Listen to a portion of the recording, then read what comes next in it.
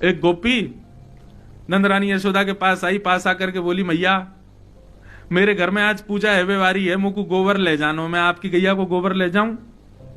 मैया बोली, गोबर भी कोई मांगवे की चीज है? अरे भैया घी मांगवे आयो करें, दूध मांगवे आयो करें, दही मांगवे आयो करें, तू गोबर मांगवे आई? अरे गोबर तो बिना पूछे ले जानो चाहिए, ले जा। जैसी गोबर ले जाने के लिए वो गई तो सोई ठाकुर जी आ गए छोटे से। मैया इतने कहा कियो? मैया बोली, कहा भयो तेने यहाँ को गोबर ले जावे की क्यों कह दई? मैया बोली, अरे लाला तू भी बात बनाए करे, बता गोबर ले जावे ना ले जावे में कोई अनुमति की जरूरत है? अरे ले जा रही है, ले जान दे। 9 लाख गैया हमारे यहाँ, इतना गोबर है, इतना गोबर है कि सुमेरु पर्वत के समान पर्वत खड़ा है जाए गोबरन को, और तू बा गोबर के काजे रो रहा है?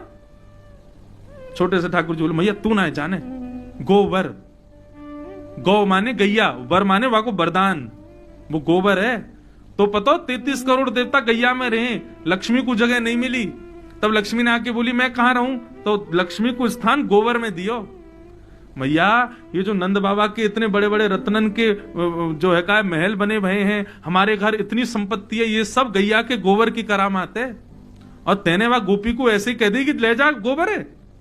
मैं तो ना ले जान दूंगा, मैं तो वह गोपी जाके अभी रोकूं। ठाकुर जी गए, गोपी के पास गए, गोपी गोबर उठा रही थी। ठाकुर जी बोली, एरी नेक डट जा। अब ये भी विचार करते रहो, ये जगन्नाथ हैं, ये पूरे विश्व को बनाने वाला व्यक्ति थोड़े से गोबर के लिए लड़ने जा रहा है। गोपी तो बोले, ए नेक डट जा, कहां ले जा रही है गोबर? और नंदरानी यशोदा ने मुंह को कहिए ले जाओ गोबर है। बोले यशोदा ने कह दी, लेकिन मैं गोपाल हूं, गैयान को असली पालक मैं हूं, मेरे बिना आज्ञा के तू नेक भी गोबर ना ले जा सके, या तो छोड़ दे यहीं पर। लाला ले जान दे, आज मेरे घर पूजा है। तो बोले ऐसे ना लेके जाएगी, कछु दे के जा गोबर के बदले। गोपी बोली, बता कहा ले हुआ? बोले जितनो गोबर लेके जाएगी उतनो लोना माखन को तोकू मुए देनो पड़ेगो। मान तेने 1 परात गोबर धरो तो 1 माखन को लोना, 2 परात के 2 माखन के लोना, ऐसी जितनो गोबर ले जाएगी उतनो देनो पड़ेगो। ठाकुर जी बोले, गिनती हम पे आवे ना है, अब क्या करें? गोपी बोली, ये तो बड़ी विचित्र बात है लाला, तो पे गिनती ना आवे तू कैसे गिनेगो? और मैंने कहीं 5-6 ले गई, फिर क्या करेगो? ठाकुर जी बोले, मुंह पे ना आवे लेकिन मैया पे आवे, और मैया अभी आवेगी ना गिनती करवे, तो क्या करें? बोले गोपी एक काम कर, तू जैसी 1 परात गोबर उठावे ना तो 1 गोबर की बिंदी मेरे माथे पे लगा दियो, फिर दूसरा गोबर उठावे से दूसरी बिंदी लगा दियो, ऐसे जितने गोबर उठावे उतनी बिंदी मेरे मुंह पे लगा दियो, फिर मैं जाके मैया तक गिनवा लूंगा और उतनो तो को बता दूंगा, उतना माखन दे दियो।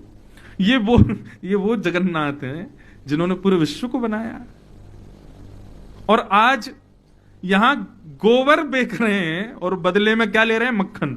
और वो भी मक्खन तब ले रहे हैं जब 9 लाख गैया घर में है, मतलब मक्खन की, दूध की, दही की कोई कमी नहीं है। लेकिन ये अब यहां पर आप क्या स्वीकार करोगे इस कथा में? क्या भगवान लोभी है? नहीं, प्रेमी है। इससे उस गोपी को भी सुख मिल रहा है और ठाकुर जी को भी आनंद आ रहा है। अब गोपी उठा रही है और उठा करके लाल जी के माथे पे 1 बिंदी लगा दे।